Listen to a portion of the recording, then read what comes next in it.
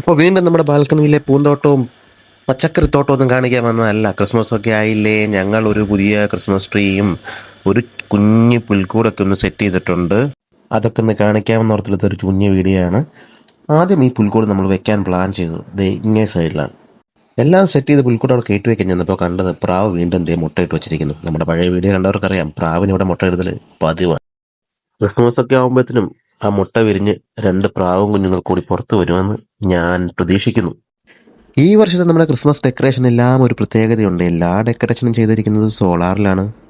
എല്ലാ സംഭവങ്ങളും നമ്മൾ നേരത്തെ സെർച്ച് ചെയ്ത് വെച്ചിരുന്നു. തെമുവിൽ നിന്നും നൂനിൽ നിന്നുമൊക്കെ ആയിട്ട് ആമസോണിൽ നിന്നൊക്കെ ആയിട്ട് ഇതിനു വേണ്ടിയുള്ള സംഭവങ്ങൾ നമ്മൾ നേരത്തെ മേടിച്ച് സെറ്റ് ചെയ്തായിരുന്നു. പ്രത്യേകിച്ച് ഈ ക്രിസ്മസ് സമയമാകുമ്പോഴത്തേനും കുറേ വയറൊക്കെ നമ്മുടെ വീടിൻ്റെ ഉള്ളിൽ നിന്ന് വലിച്ച് പുറത്തേക്ക് ഇടുക എന്നൊക്കെ പറഞ്ഞാൽ ഭയങ്കര വൃത്തികേടല്ലേ. പിന്നെ ഏറ്റവും പ്രധാനപ്പെട്ട ഒരു പ്രത്യേകത, രാത്രിയാകുമ്പോൾ പോയി ഓൺ ചെയ്യാൻ നിൽക്കണ്ട. രാത്രിയാകുമ്പോൾ തന്നെത്താൻ ഓൺ ആയിക്കോളും. പകൽ വെളിച്ചം വീണാൽ തന്നെത്താൻ ഓഫായി പൊക്കോളും.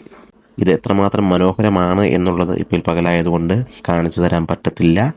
അതുകൊണ്ട് രാത്രിയിൽ കാണാം നമ്മുടെ ക്രിസ്മസ് ഡെക്കറേഷൻസ് എങ്ങനെയുണ്ടെന്ന്.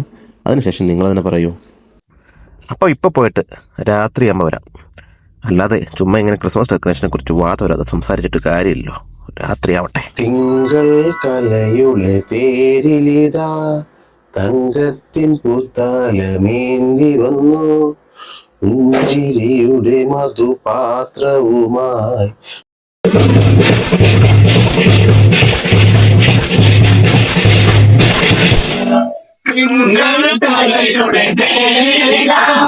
തങ്കത്തിൻ പൂത്താലമായി വന്നു, പുഞ്ചിരിയുടെ മധുപാത്രവുമായി.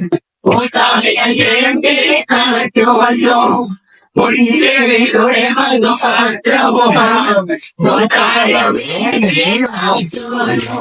ഇപ്പോൾ ഒരു ക്രിസ്മസ് ന്യൂ ഇയർ വൈബൊക്കെ ആയിട്ടില്ലേ? എങ്ങനെയുണ്ട് നമ്മുടെ സോളാറിലുള്ള ഫുൾ ഡെക്കറേഷൻസ്? പൊളിയല്ലേ? ദുബായിലൊക്കെ ആണെങ്കിൽ ആമസോണിലും നൂണിലും തെമുവിലും ഒക്കെ ഈ സാധനങ്ങളൊക്കെ മേടിക്കാൻ പറ്റും. നമ്മുടെ നാട്ടിൽ ആമസോണിൽ കിട്ടുമെന്നാണ് എനിക്ക് തോന്നുന്നത്.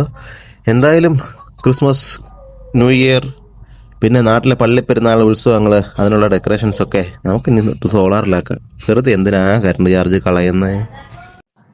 അപ്പോൾ ഈ വീഡിയോ ഇഷ്ടപ്പെട്ടെങ്കിൽ എല്ലാവരും ഒന്ന് ഷെയർ ചെയ്തേരാം കേട്ടോ.